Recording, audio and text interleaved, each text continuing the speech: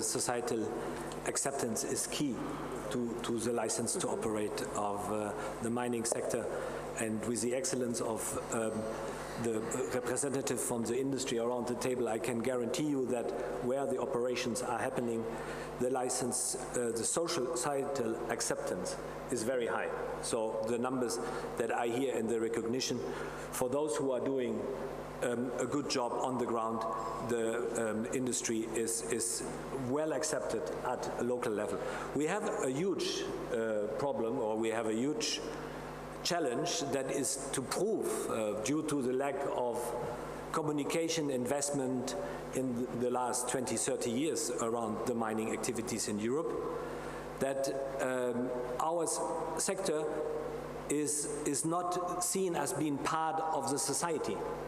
And that's where we need to start, and that's where we need to also have a strong dialogue and build bridge and extensive bridges to the politicians, because they are the vehicle to reach society and support us in that on that work. And I don't need to explain, because we've discussed a lot around why do we need raw materials, why do we need access to raw materials around our cities, why is it fundamental to have strategic raw materials for strategic value chains, and why do we need all of the raw materials, because at the end of the day, this our society and future and wealth is built on those raw materials. Those that we can already recycle today, and those that still have to be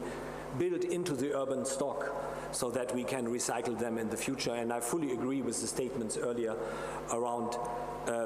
recyclability and eco-design and all of what we need to do to close the loop on circular economy. Euromines is a strong advocate for a fair license, legal license to operate for the industry. We're doing a lot on the communication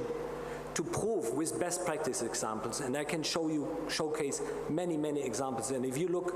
under Euromines in YouTube channels and on social media, you will find lots of examples that prove that the excellence of what I call the crown jewels of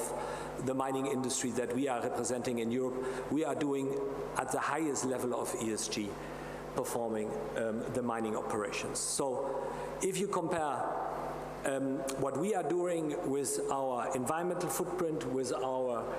carbon footprint, this has been mentioned earlier also, if you look at nickel production in Indonesia compared to what we can do in Europe, we talk of CO2 footprint on 18 times higher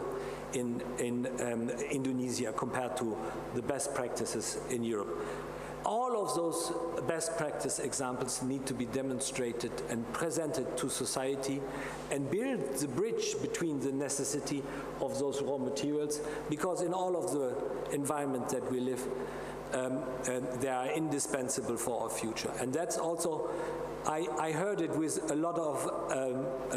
admiration and support that the minister quoted that she's having so many meetings with you as representative of the Greek industry. I would love to see that this is a reality everywhere, that politicians would embrace the industry that is indispensable for the existence of our society and the future of our society. And then if we can, together with the politicians, come to